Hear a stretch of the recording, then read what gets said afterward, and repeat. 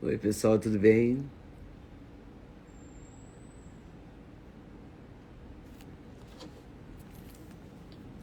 Como vão vocês? Tudo certo?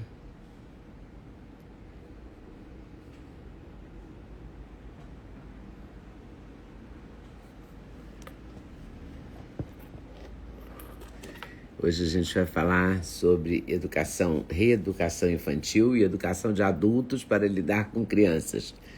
A neurociência. A gente vai conversar com a neurocientista Thelma Abraão, que é mãe de um casal de filhos, é biomédica, é formada há mais de 20 anos, especialista em patologia clínica e neurociência comportamental infantil. Ela atua na área do comportamento infantil, ajudando pais a educar os filhos de uma forma empática, com respeito, com carinho. Ela tem esse livro, Educar é um Ato de Amor, mas também é ciência. E tem esse outro, Pais que Evoluem, um Novo Olhar sobre a Infância. Então, esses dois livros dão suporte a essa conversa que a gente vai ter agora, aqui no Instagram, e que depois vai para o meu canal do YouTube. Claro que eu vou lembrar que se aparecer para vocês a possibilidade de dar o selo, eu vou pedir que vocês deem o selo. Eu não sei por que não está aparecendo mais.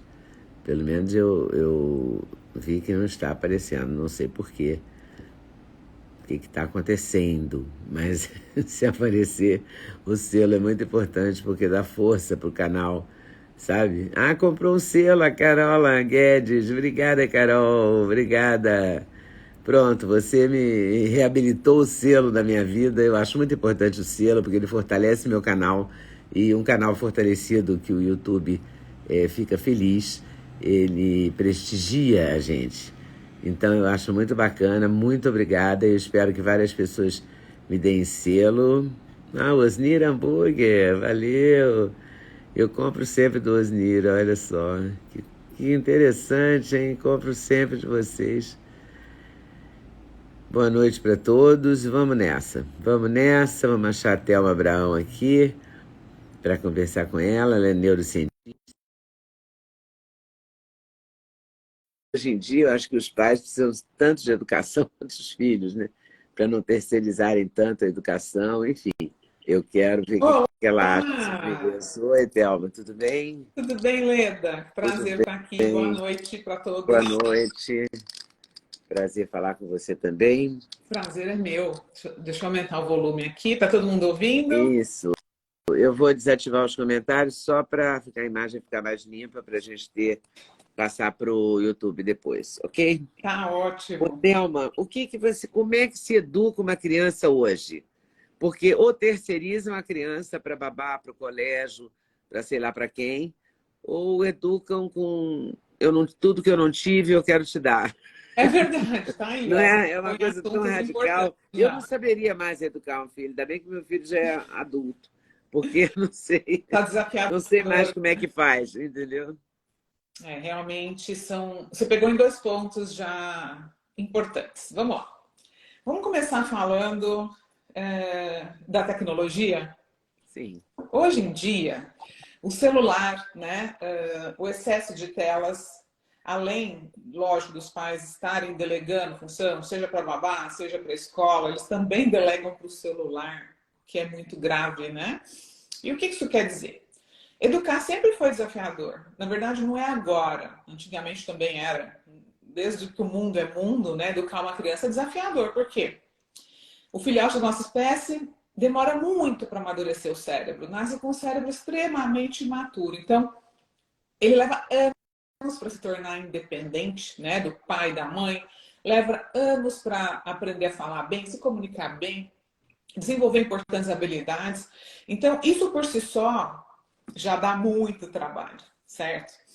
E hoje em dia, o que aconteceu? A mulher ganhou autonomia, ganhou independência, ela também trabalha, ela também quer realizar os seus sonhos. Então, em outros tempos, a mãe estava muito mais disponível para os filhos, certo?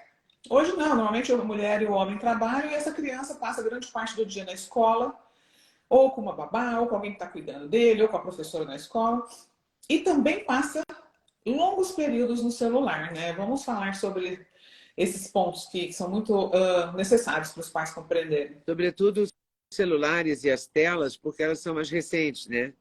Quando eu eduquei meu filho, por exemplo, eu não tinha essa concorrência da Exatamente. tecnologia, né? Sim. Então você tinha menos coisa com que se preocupar. Hoje em dia a tecnologia, e eles são muito hábeis, né? Muito rápidos ao lidar com a tecnologia. Parece que nascem com chip já, né?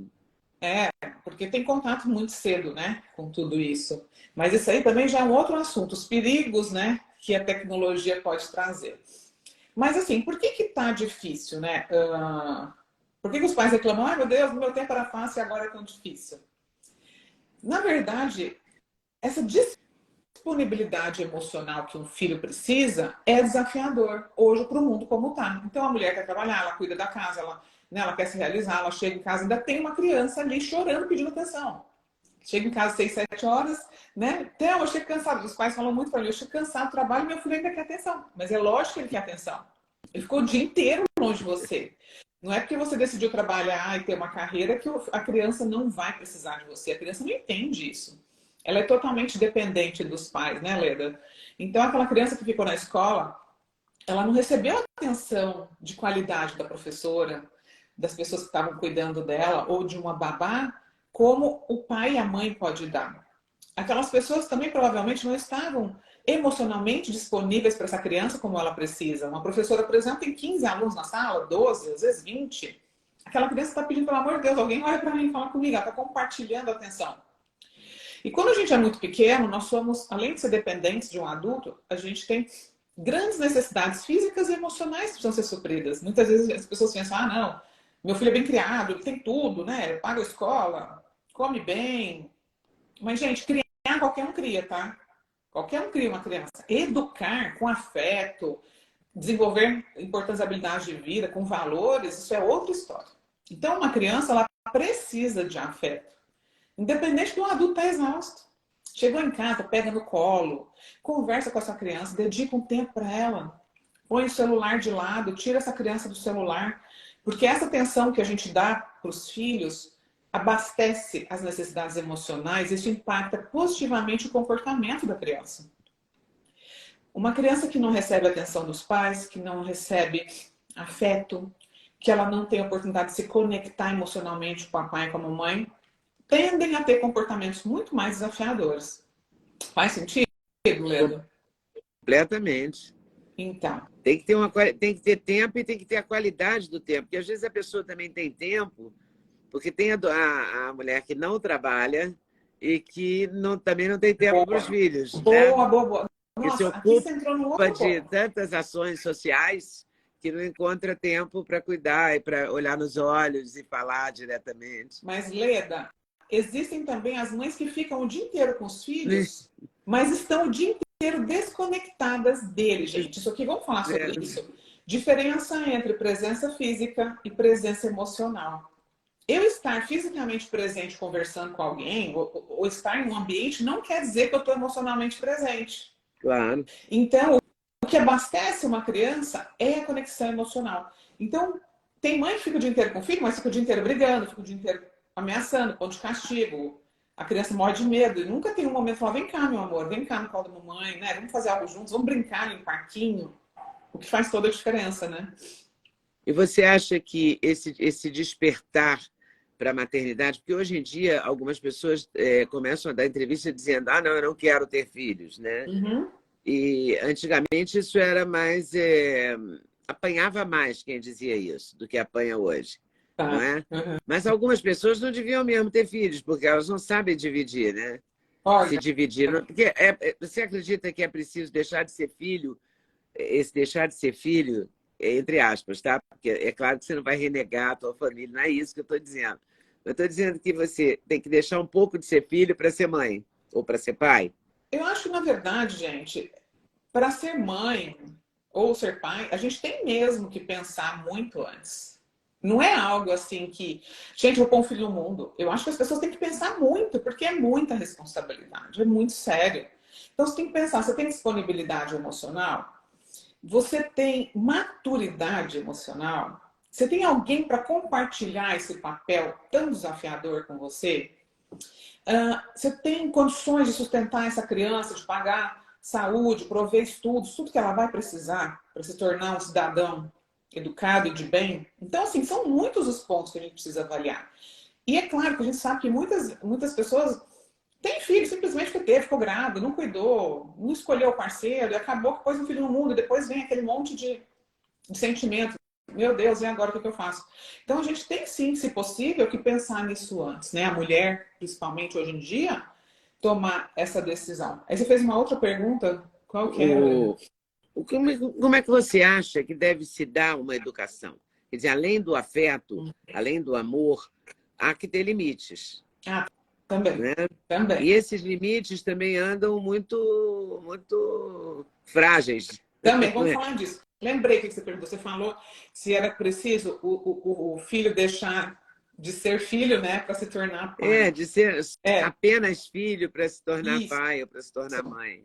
Olha, com certeza a gente tem que assumir um lugar diferente, né? Uma É, maturidade porque diferente. é diferente o lugar. É, Você fica diferente depois que você a tem gente filho, tem né? que adultecer, né? Nos tornarmos responsáveis, não só pela Adultecer é muito bom. mas pela vida de uma criança. Então, aquela pessoa que está muito com o cordão ligado ainda no pai e na mãe, vai ter muita dificuldade de educar, né? Porque uma coisa é você cortar o cordão emocional, né, e ter a sua vida, a sua independência. Você vai lá, visita o seu pai, visita sua mãe. Outra coisa é você ser emocionalmente dependente desse pai e dessa mãe.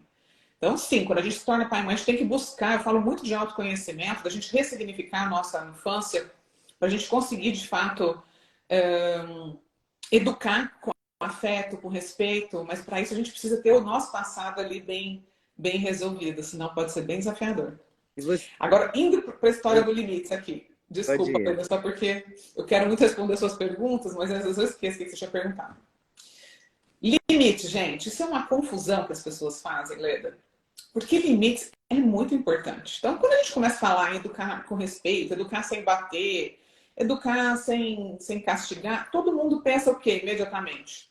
Ué, mas como assim? Agora quer dizer que meu filho vai fazer tudo o que ele quer? Ele vai mandar na casa? E não é isso, né? É. Lógico que não é. Mas nós viemos de gerações que não conhecem outro caminho, a não ser esse, do descontrole, do grito, dos tapas, da ameaça, porque é o caminho mais fácil. O que é mais fácil, Leda? Eu parar para pensar sobre o que eu estou sentindo, controlar, né? Lidar com aquelas emoções que eu estou sentindo, ou agir por impulso no modo automático? É muito mais fácil agir por impulso. Então, você fala que melhor educar tem a ver com se reeducar.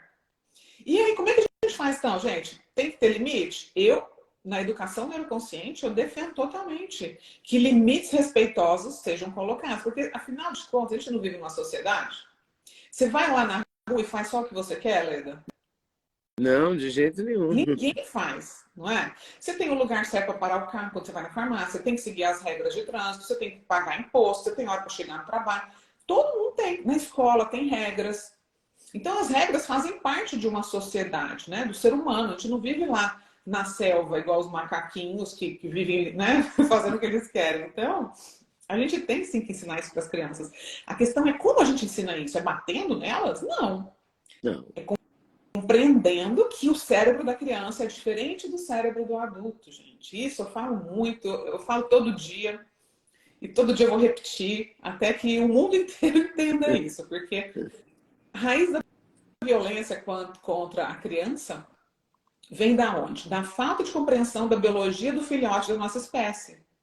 Leda, você sabia que o córtex pré-frontal humano só termina de amadurecer por volta dos 25 anos de idade? Caramba. Então, olha só, uma criança nasce com essa parte totalmente sem estar desenvolvida, né? Só vai começar a desenvolver lá por volta dos 4 anos. Quando eu falo começar a desenvolver, é quando você vai começar a perceber que essa criança, né, está se comunicando melhor, ela já começa a ter um certo mais articulada. Antes disso, ela é 100% dominada pelas emoções. Aí o pai ou a mãe pega aí uma criança de 2, 3 anos e fala: senta aí nesse sofá. Nós estamos aqui na casa da sua avó, já falei para você ficar sentado aí, não quero que você venha mexer aqui onde você estava mexendo. Aí a criança, daqui a 1 minuto, ela está correndo de novo. Aí o pai vai e fala: mas eu já não falei para você ficar sentado? Volta lá pro sofá. Gente, a criança não é desobediente. Ela não está te testando. Ela foi feita para correr e para andar. A criança não foi feita para ficar sentado no sofá, entende? Por quê? Ficar sentado no sofá exige que eu compreenda as questões do meio. Então, peraí, gente. Puxa, eu queria tanto ir ali comer aquele pedaço de bolo, mas eu não vou porque eu tenho que esperar a hora de cantar parabéns. Eu usei o meu córtex pré-frontal para ter esse raciocínio. Né? A criança não faz isso. Então, quando a gente começa a entender que a criança está fazendo isso porque é assim que ela é, né? É assim que nós fomos criados para ser, ela quer andar, ela quer correr, ela quer explorar, a frustração dos pais diminui, né, Leda? Quanto a essa questão de meu filho está me atacando, é uma expectativa irreal. Percebe? Eu percebo, mas eu percebo também que os pais têm uma dificuldade muito grande de contrariar a criança, Ah, bom, eu. de dizer não, de educar efetivamente, né? Sim, Porque educar não é ser, não é fácilzinho, não é simplesinho. Você tem que falar muito não, tem que repetir milhões de vezes a mesma coisa, exato. tem que ter paciência Vamos falar sobre esse também. ponto. Eu acho importante que, aliás, essa é uma conversa que eu tive hoje com meu marido sobre isso. Meu marido, a gente conversa demais sobre educação, a gente tem 2 filhos, né? Gente, nós temos que tomar cuidado com isso. Aliás, a Leda fez uma pontuação muito importante aqui no início, Leda, que você falou assim, esse negócio de que eu vou dar para o meu filho tudo aquilo que eu não tive. A gente tem que tomar cuidado com isso. É, Daí vai de um extremo para o vai. outro, né? Gente, nós somos seres humanos, a gente se torna pessoas resilientes. O que nos torna resilientes? O amor, o afeto. É enganoso a gente achar que a dor, nossa, a dor que vai me fortalecer, eu apanhei, não morri, eu sou forte. Não. Você encontrou forma de sobreviver, mas com certeza várias áreas da sua vida foram impactadas, né? As suas emoções, às vezes você é uma pessoa ansiosa, você rói unha, você fuma, você bebe, você nem sabe por quê, mas o seu sistema nervoso ele está hipervigilante por ter vivido num ambiente que era baseado no medo. Então, gente, quando a gente vai ter filho e falar, não, agora eu quero fazer tudo ao contrário, é um risco de você ir para o extremo oposto, porque assim como os limites são importantes, o não também, né? Então, eu sou uma pessoa que eu falo não para os meus filhos, mas eu quero contar para vocês como é que eu me desenvolvi nesse sentido, tá?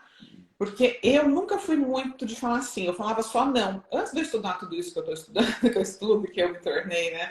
Essa abordagem da educação neuroconsciente, gente, eu era uma mãe extremamente autoritária e controladora, seguindo o padrão, né, de educação antigo. Então, meus filhos, quando eles começavam a abrir a boca para falar alguma coisa, eu falava, não. Eu nem esperava, era não e pronto. Depois, essa foi, assim, a maior dificuldade que eu tive para mudar, tá, gente? É bom vocês ouvirem isso, porque muita gente tem essa dificuldade. Eu falei, ok. Eu falava não, aí eles começavam a chorar, foram crescendo, né? Chorar, chorar, chorar. Eu, então tá, pelo amor de Deus, para de chorar. Eu ia lá e cedia.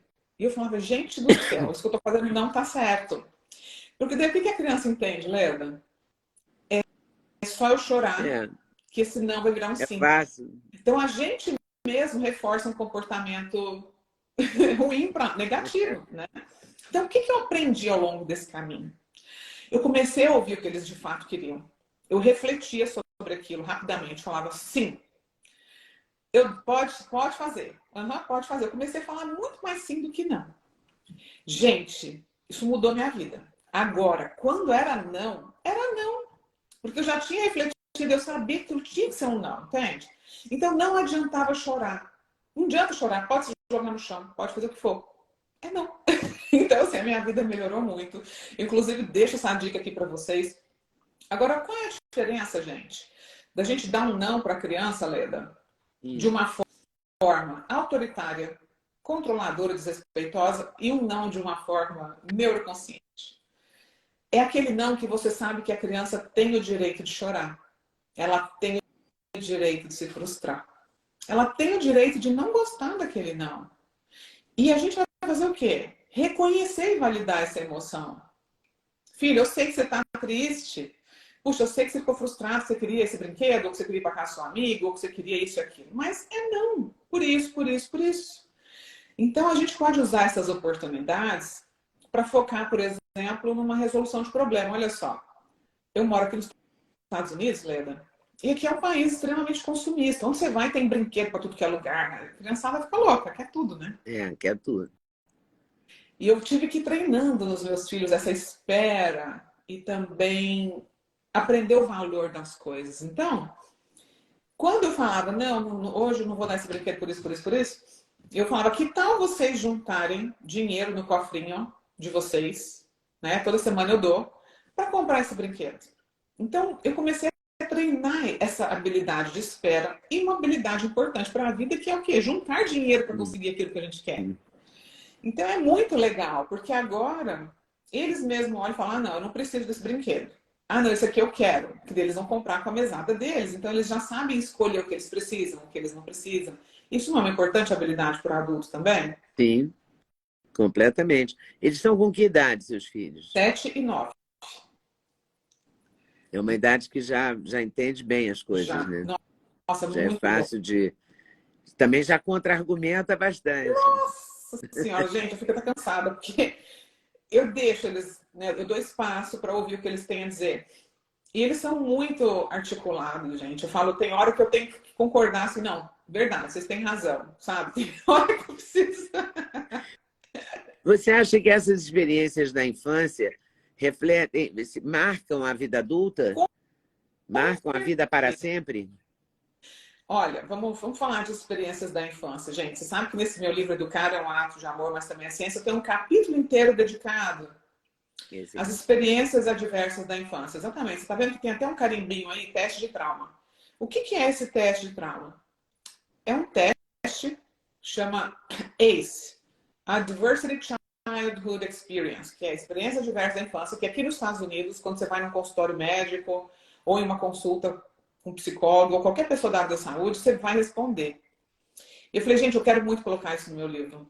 Por quê, gente? Os estudos mostram, né, os estudos já de muitos anos aqui nos Estados Unidos, a neurociência avançou muito, ela mostra, Leda, como que as experiências diversas vividas na infância impactam não somente a saúde mental e emocional do ser humano, mas a saúde física também. Então, uma criança, assim como as experiências positivas são importantes, né, para a nossa vida, as negativas impactam negativamente também. Então, uma criança que viveu muitas experiências diversas, vamos nomear aqui, o que são experiências adversas, pessoal?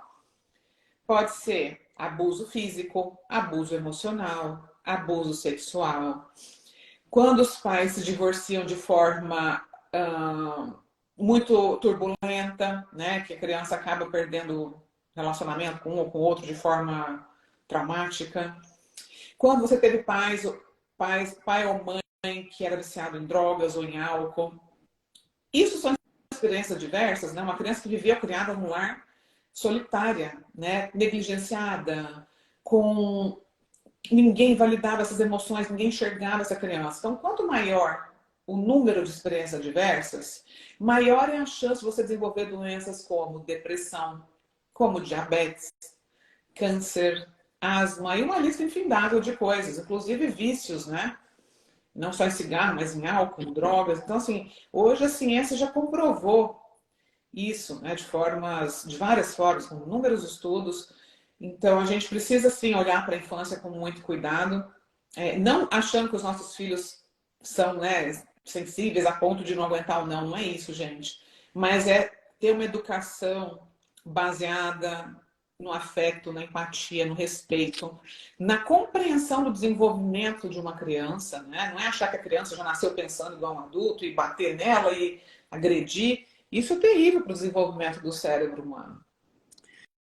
O que eu acho interessante, observando, eu tenho uma neta de 4 anos e eu observo nela escolhas muito mais fáceis. Quer dizer, ela faz escolhas, ela quer usar esta roupa, ela quer o cabelo dela daquele jeito. E outro dia eu queria pentear o cabelo dela, porque estava um horror. Ela falou, não, deixa que eu penteie, porque é o meu cabelo. Aí eu falei, ok, você tem razão, é o seu cabelo. E desde que você penteie, ok, entendeu? E ela penteou do jeito dela, não ficou exatamente como eu gostaria que ficasse. Sim. Mas arrumadinho, ficou mais ou menos. Mas ela tá certa, o cabelo é dela, então ela sabe pentear Então, sem doer. Essa disposição para essa independência, essa vontade, eu quero esta roupa e não aquela, eu me lembro que eu demorei muito para ter a liberdade de escolher as minhas roupas e fazer combinações que eu queria fazer. E a minha mãe criticava e dizia, não, imagina, não pode botar essa blusa com essa calça, entendeu? Ou com esse vestido. E ela já faz essas escolhas. E às vezes são engraçadas, são esquisitas, mas eu acho que é legítimo ela fazer essas escolhas. Você concorda que há uma independência maior hoje em dia das crianças? Maravilhoso falar sobre isso. Vamos lá. Primeira coisa, vamos diferenciar o que é autonomia, o que é independência? Isso tudo que você falou aqui, ela está em busca de autonomia. Ela em nenhum momento é independente. Ela é 100% dependente do papai, da mamãe, né, de um É, adulto dela. o famoso Então, acabei, né?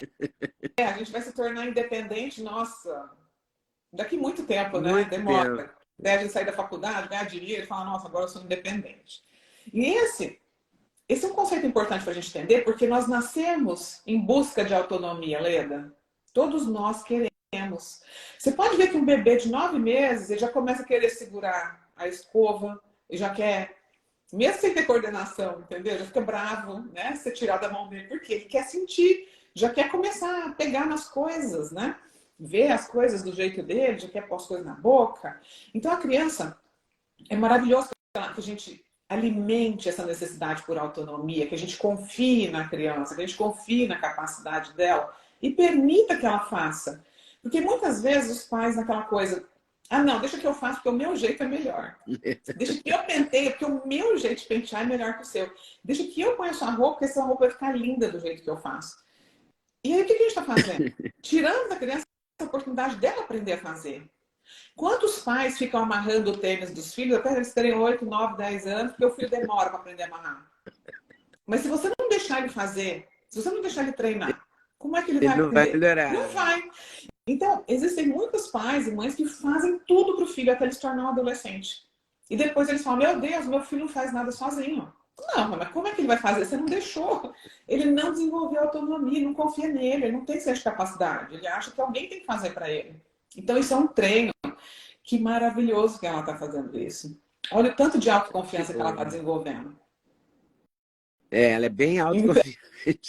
e o senso de capacidade, eu consigo, né? É uma coisa que a nossa geração demorou muito para ter. Tanto que a gente já vendo gerações que a autoestima abalada, né? Aquela coisa, ai meu Deus, será que eu sou boa mesmo? Será que eu tô bonita mesmo? Né? Se alguém não fala, nossa, como você tá linda, Leda, é capaz de pensar, ai meu Deus, não sei se eu tô bonita, ninguém me elogiou, não é? É. Então, Essa necessidade do outro, né? exato, porque a gente foi muito assim, alguém fazia tudo para nós, né? Até maior, assim. Então, isso é maravilhoso que a criança tenha autonomia. Claro, a gente tem que olhar para a idade, né? Você não vai deixar uma criança de 2 anos andando por aí fazendo o que ela quer, mas conforme a criança vai crescendo, vai sim deixando ela fazer cada vez mais, Ela vai né? criando os seus, né, sua liberdade, as suas escolhas. Ela vai fazendo suas escolhas, essa que é a verdade. Além de Né? aprender a fazer boas escolhas, ela se sente capaz. E se sentir capaz é uma premissa básica para nos tornarmos pessoas realizadoras, né? Então, assim, tem uma frase muito linda, não lembro o nome do autor, que ele fala assim: por trás de crianças que confiam em si mesmas, existem pais que confiaram nela primeiro. Olha, perfeito, hein? Então, a gente precisa confiar nos nossos filhos para que eles também aprendam a confiar, né?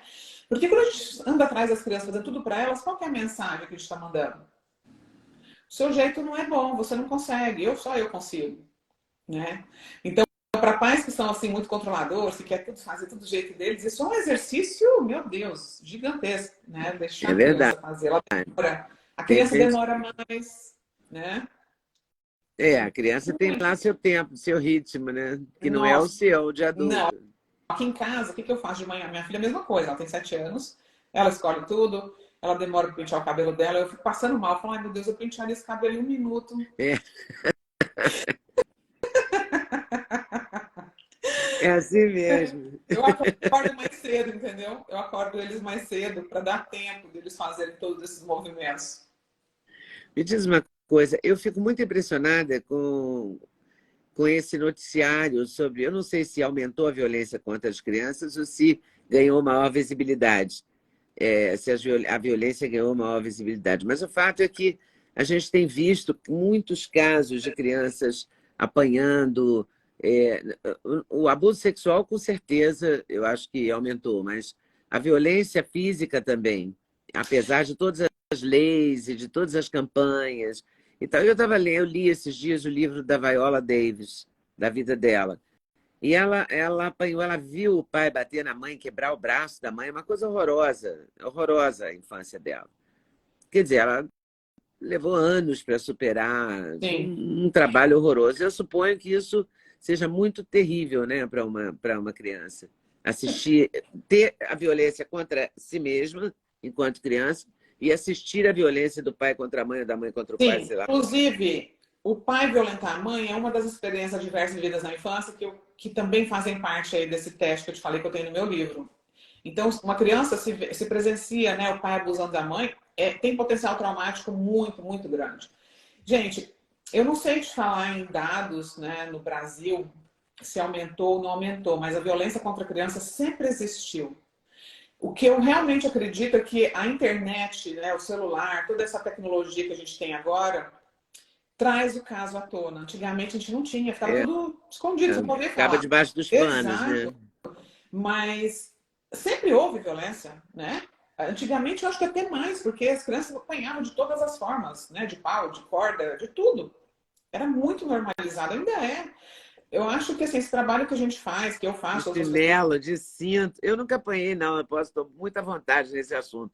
Mas eu tenho relatos de amigas minhas que apanhavam De de cinto, cinto, uhum, né? De chinelo, de de tudo. sandália. Pá, Qualquer coisa que voasse.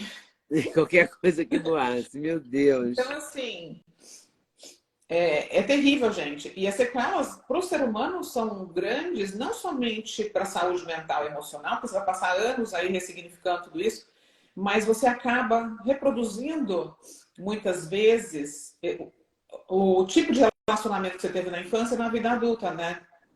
Você pode buscar relacionamentos também tóxicos, também abusivos, porque você entendeu que aquilo é amor. Uhum. Né? Quantos pais bate no filho, tô te batendo porque eu te amo. Não, você tá batendo não é porque você ama, você tá batendo porque você não tem você não sabe outras formas de agir. Você tá batendo porque você não consegue se autorregular. Você não consegue lidar com o que você sente. Você não tá batendo porque você ama. Entende? Então, assim, se os pais soubessem outra forma de agir, eles não bateriam. Então, esse é o que eu ensino para os pais. Outras formas de agir. Colocar limites com respeito, se reeducar, a entender o desenvolvimento de uma criança, entende, Leila? Então, quando uma criança ouve, eu apanhei, muitas crianças, muitos adultos, inclusive, falam, eu mereci apanhar, meu pai me bateu porque eu mereci. Gente, ninguém merece apanhar, não importa o que você fez. Imagina um adulto, nós mães, a gente erra todo dia, a gente vai apanhar de alguém que a gente erra? Todo dia a gente comete erros. Ninguém É vai apanhar. verdade. Errou, gente. Nem criança, nem adulto, nem idoso, ninguém. Não é assim que a gente educa ninguém. Então, assim, uma loucura isso. Tem nesse outro livro, Pais que Evoluem, você fala uma coisa muito interessante. É que assim como as crianças, os pais também precisam de limites. Sim. Né? E você propõe, mude você primeiro. E mudar hábitos, mudar atitudes é muito difícil. Super. Pode ser o ponto primeiro, mas é o ponto mais difícil da vida do ser humano. Né? Muito. Eu tenho uma frase também que eu falo muito, que é o nosso maior desafio como pais não é controlar o comportamento dos nossos filhos. É controlar o nosso comportamento. Só que assim, Leda, 100% das pessoas que chegam no meu perfil, não, vamos dizer 90%, vai, tem 10% que já chega percebendo que precisa mudar. Mas 90% chega assim, como que eu faço para mudar o meu filho? O meu filho é terrível, né? Nossa, mas faz uma lista gigante de problemas do filho. Eu falo, opa, meu Deus, deixa eu explicar para ela que o problema não é o filho dela, porque, gente, é sério. Eu sei que a gente quer uma solução porque maternar dói. Aliás, o meu último livro da Amazon chama A Dor da Maternidade. Dói ser mãe, não é só amor, dói também, né? Dói as incertezas, dói a gente não saber se está fazendo certo, se está fazendo errado. Dói tanta coisa, né? A gente se dedicar tanto, muitas vezes as coisas não saem como a gente deseja. Então a gente tem que se humanizar, sair desse pedestal. Eu sou perfeita, eu não erro. E se você errar, eu vou te bater, sabe? Então, a partir do momento que você se humaniza, você fala, caramba, eu também erro. Eu também preciso mudar. Eu também sou agressiva, eu também grito e quero que meu filho seja carinhoso e educado, sendo que eu sou uma pessoa que não faço isso. Então, a gente tem que se olhar. Tem uma coisa maravilhosa no seu livro que diz assim: quer ser ouvido? Escute É primeiro. Quer ser isso, levado em consideração? Considere primeiro. é isso. Quer filhos capazes e confiantes? Confie primeiro. Quer filhos respeitosos? Respeite primeiro. E vai por aí. Esperar gentileza sem ser gentil não vai fazer sentido. Não. E, gente, é por isso que eu falo, olha só. Como é que eu vou ensinar meu filho a não bater no amigo da escola se eu bato nele em casa? Como é que eu vou falar para essa criança, filho, não bate no seu amigo porque bater é errado, se eu bato nele quando algo não tá, quando eu não sei lidar com o que eu sinto, entende? Percebe a incoerência? E por que que a nossa geração é uma geração de pessoas tão confusas? Porque a gente ouvia uma coisa e via outra, E a outra, é não é? verdade. Então a gente tem que ser muito coerente. Você não vai falar para o seu filho, filho, você tem que comer salada e você tá ali comendo só sanduíche e doce, não é?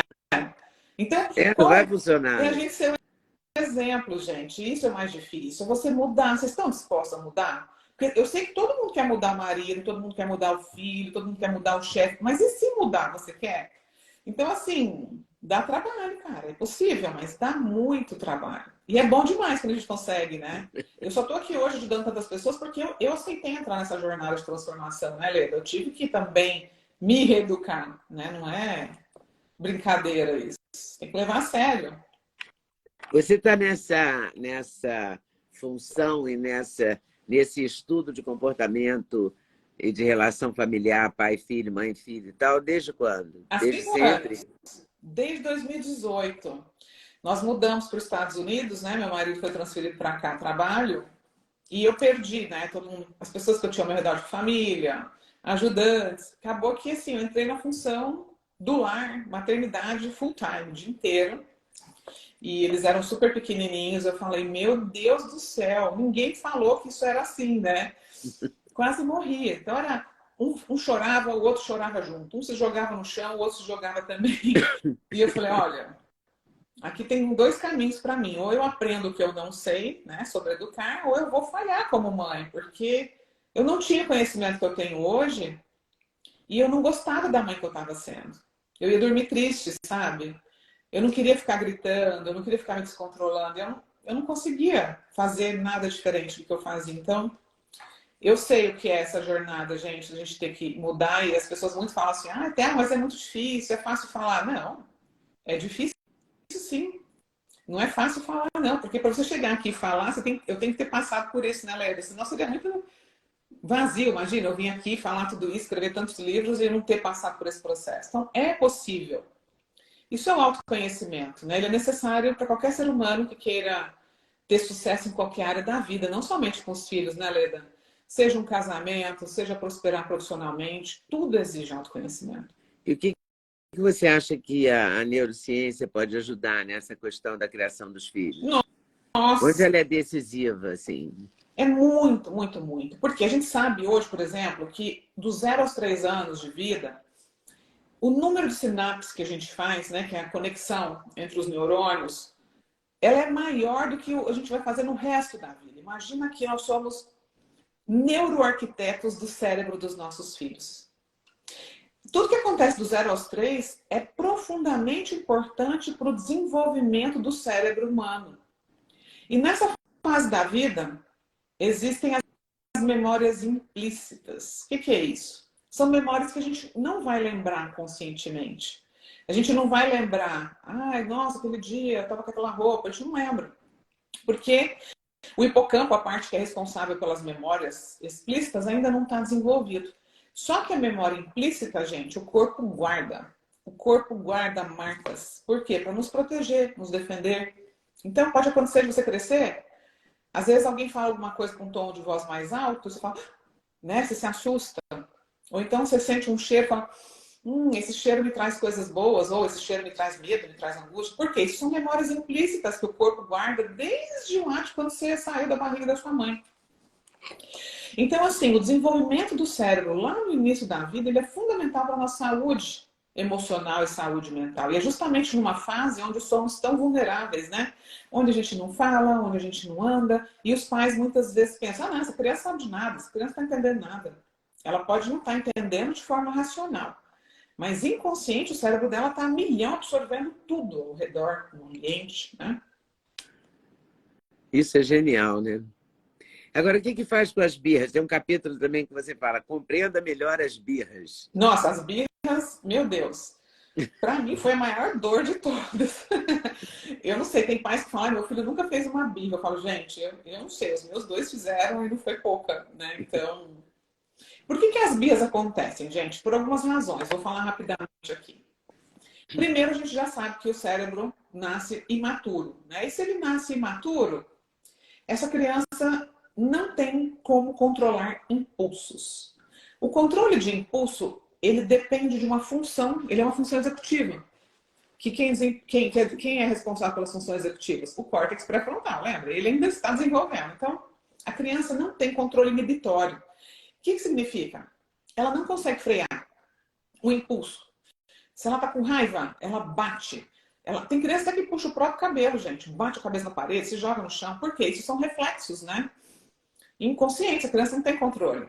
Então, na tentativa do corpo de autorregular essa raiva, autorregular essa sensação de tristeza, de frustração, a criança pode se bater, bater no outro, se jogar no chão. Isso é uma tentativa de autorregulação. E aí muitos pais olham para aquilo e imediatamente já levam para o lado pessoal, né? Meu Deus, vão achar que eu sou uma péssima mãe. Vão achar que eu sou, né? Que eu não estou educando meu filho. O que vão falar de mim? Ou então, não, filho meu não vai fazer birra, vou bater. Aí vem aquelas milhões de vozes, né? Bate, dá uma chinelada. Filho meu não faz birra. A pessoa começa a uma raiva. E ela vai lá e faz uma birra pior que a daquela criança, né? Grita, chora. E se joga no chão também. Nossa, gente, então assim, vamos entender uma coisa. Eu tenho um livro que nem é esse aí, Oleda, chama Por Trás das Birras. Vende na Amazon, ele é focado só em birras. E o que a gente precisa entender aqui? A criança tem um cérebro imaturo. Ela não tem controle de impulsos. Ela precisa de um adulto calmo para ajudar ela a se acalmar. A gente chama isso de corregulação. Então imagina, Leda, você que é adulta, tem um cérebro maduro, pensa que você está com raiva, cuspindo fogo. Aí eu chego para falar com você, não, Leda, não fica com raiva, não, e começo a querer te dar uma aula. Você vai me ouvir?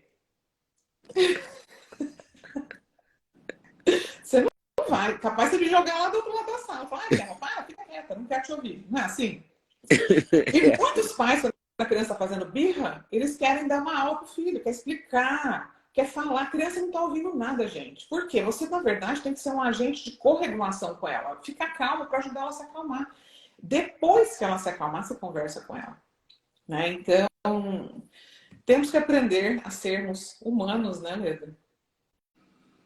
Esse lado de se acalmar para agir é muito importante. Até para você não se arrepender, não levantar a mão, não bater, não perder a cabeça, não falar loucura, né? Não, e fala, né? E age por impulso, depois se arrepende. Pois é, porque é Mas horrível se arrepender, né?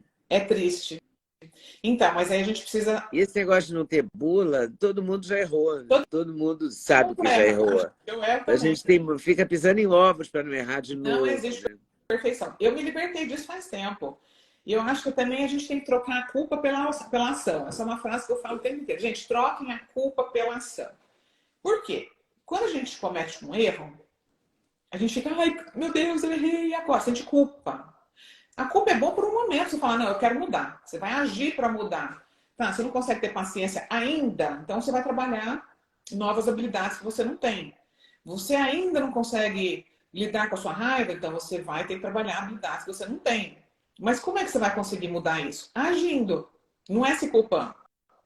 Não adianta nada a pessoa ficar ali reclamando de repetidos erros sem fazer nada para mudar, gente. É sobre isso, sabe? Então, se você está aqui nessa live hoje, de repente você identificou um padrão, algo, eu quero saber assim, o que você vai fazer para mudar?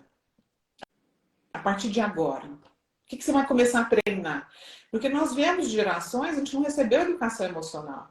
Nós somos a primeira geração que estamos aprendendo o que é inteligência emocional. Como assim, educação emocional? A gente não teve isso, não é? Tô com raiva, grito. Tô com raiva, xingo. Não é? Ah, eu recebi o gene da explosão. Quanta gente acha que explode porque é genético? Ah, lá em casa todo mundo é explosivo. Minha avó, meu pai, minha mãe, é genético. É verdade. Então, ser genético quer dizer que você está fadado a ser explosivo o resto da vida. E o seu filho também, porque ele também herdou o seu gene, é isso? Então, a gente precisa pensar sobre isso, porque Hoje nós sabemos que o ambiente, a epigenética, né, que é uma ciência também, que estuda a influência do ambiente nos nossos genes. Então, o comportamento ele é aprendido, gente. Então, do mesmo jeito que você aprendeu, você pode desaprender e reaprender. Porque o cérebro ele é plástico. O que isso significa? Que a neuroplasticidade cerebral é a capacidade de aprender qualquer habilidade nova em qualquer tempo da vida. Claro que quanto mais novo, maior é essa plasticidade, certo? Mas se uma pessoa de 80 anos decidir mudar, ela vai conseguir mudar. Ela vai se esforçar, ela vai aprender. Vai dar trabalho, mas dá trabalho, mas é possível, né? É Isso que você quer possível. dizer. Isso também já foi provado cientificamente, né? A neuroplasticidade ela vai diminuindo, mas não tem essa. Ai, eu explodo com a sua genética. Imagina que lugar de conforto que você fica, nada confortável, né? Que daí você não precisa fazer nenhum esforço para se aprender a se controlar. Você não precisa se controlar, não, a se autorregular, né? Porque a gente não consegue controlar uma emoção, tá, gente? Mas a gente consegue pensar antes de agir. Você pode identificar a raiva. Puta, eu tô com raiva, tô sentindo meu coração bater, tô ficando com muita raiva. Deixa eu sair de cena um minuto e respirar para me acalmar. Isso é o que um adulto emocionalmente saudável faz, né? Você não pode exigir isso de uma criancinha, né? Pois é, Leda, esse é o problema. Aquele pai que tem 50 anos ainda não sabe se autorregular, mas quer que a criança saiba. Por isso que a gente tem que ser exemplo, entendeu? E se reeducar. Né? Faz sentido, gente? Faz sentido, claro. E que hora, e depois que isso passar, que a crise passar, que é a hora de conversar, Sim, que é a hora de falar, isso não pode fazer, porque... exatamente, gente. Hora de ensinar uma criança nunca é na hora da raiva, é sempre quando ela está calma, é sempre quando você está conectado com ela. Qualquer habilidade. Inclusive, vou dar um exemplo aqui, ó. Muita gente quer ensinar a criança a comer bem, direitinho, usar o talher na hora da refeição, né? No restaurante, por exemplo. Não, treina antes, treina em casa. Treina no momento em que vocês estão juntos. Treina no momento de brincadeira, dá um talher para ela, ó. Assim, vamos cortar aqui esse pedacinho, sei lá, de pão, de bolo. Entendeu? Então, a criança aprende muito mais. Nós, seres humanos, aprendemos muito mais quando a gente se sente seguro e conectados ao outro. Vou dar um exemplo aqui. Quando vocês eram crianças, qual era a matéria que você mais gostava? Provavelmente de um professor que também você gostava. É, claro. E Sempre aquele é. professor que você não gostava, você não aprendia o que ele ensinava. Por quê? Você tinha medo. Ou né, um sentimento ruim. E o medo, ele não permite que a gente aprenda. O nosso cérebro, ele só aprende com segurança. Ninguém aprende com medo. No medo, a gente entra no modo de luta ou fuga. A gente quer brigar ou se defender. Então, qualquer coisa que você quer ensinar para o seu filho tem que ser num momento em que as coisas estão calmas. Não na hora da raiva, não na hora do choro, não na hora do grito. Até adulto, não é? É. Tem que ser na paz. Tem. Na segurança emocional e na segurança física. Aí tá cheio de pai que quer que o filho seja um bom aluno, que ele estude para a prova, mas está correndo atrás do menino. Vai estudar com chinelo, com cinto. O menino não vai aprender, gente, porque ele precisa sobreviver, né? Ele tem que proteger a própria vida. Temos... Essas queixas que eu vejo aqui no seu livro, meu filho pequeno me bateu, o que fazer, isso é recorrente, né? Todo mundo tem essas questões. Muito. E o jeito é conversar, dizer não pode, e manter isso, né? Explicar por que não pode. Você acha que é válido a gente falar, eu não bato em você, você não bate em mim? É normal isso, né? Ou não? Pode falar. A gente fala isso ou não? Está errado falar bater isso? não é certo, gente, né? Fala, filho, bater não é certo, mamãe não bate em você, então... A criança, ela pode bater por conta da falta de controle de impulso, né, Leda? Uhum. Ela, como ela não consegue, ela pode bater de maneira reflexa. E muitos pais vão lá e batem de volta. Aí fala, você não me bate não, porque não é certo. Ele bate de volta. Então não faz isso, né? Filho, segura a mão, ó. Bater não é certo. Não vou deixar você bater em mim, tá bom? Você tá com raiva? Abraça um ursinho aqui pra você acalmar, ó. Vai lá pro seu quarto respirar. É boa de abraçar o ursinho pro quarto respirar, é bom.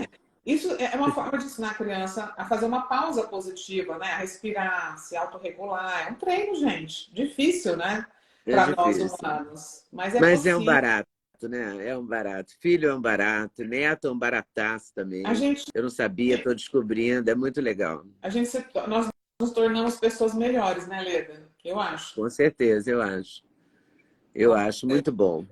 Eu também. E é muito bom prestar atenção em tudo isso, né? Ficar atento, ter um olhar atencioso, prestar atenção, olhar para outra pessoa, ver o que que você pode... Porque a intuição também pode te ajudar muito, né? Muito. A você não ultrapassar limites, a você se dar limites também. Tudo Não, é um ser aprendizado na mãe, vida, né? ser mãe É um também, aprendizado. a gente tem que cuidar de nós, né, gente? Às vezes a gente entra nessa loucura de cuidar do filho, o filho não cuida da gente. Então, a gente também tem que falar não, né? A gente também tem que se olhar, dormir bem, sair com uma amiga, né? Ir no cinema, tomar um cafezinho. A gente continua viva, Verdade. gente. Então, cuidem de vocês, né? Tem mãe que fala, ai, eu me sinto mal, me sinto egoísta cuidando de mim. Não, porque se você não estiver bem, como é que você vai cuidar bem do seu filho? Então, cuide bem de você também, né? Também. Tá certo. Obrigada, Thelma. Obrigada Adorei. a você, Muito querida. obrigada. Foi um prazer. Qual que é, para fechar, qual é o próximo livro? Você sabe que eu ainda não sei? Eu estou escrevendo um livro por mês para a Amazon. São 12 títulos, já estou no 7º. Mas ainda não parei para pensar no título desse mês. Eu tenho algumas sugestões aqui, mas eu não posso falar ainda, porque né, não está muito Tá certo. certo. Mas quem quiser, gente, saber mais sobre o meu trabalho, eu já tenho 9 livros publicados, tem 2 físicos e 7 livros digitais que vende exclusivamente pela Amazon, esses digitais, Leda, não são físicos, não. Então, você lê rapidinho, Tá tá? certo. Então, bora estudar e se reeducar para melhor educar. Tá bom. Valeu. Obrigada. Um Um beijo. beijo. Tchau, Tchau. tchau. Eu conversei aqui com a Thelma Abraão, autora de, como ela disse, 9 livros, sempre trabalhando em cima da educação da criança, da inteligência emocional, de como lidar com o amor, com a ciência, com a neurociência e com a educação. Ficamos por aqui, mas eu volto às 9 horas da noite para falar sobre o intestino, diverticulite, problemas intestinais, câncer de intestino, com o Dr. Werneck. Eu espero vocês às 9 da noite, aqui mesmo no Instagram, tá bom? Um abração. Tchau.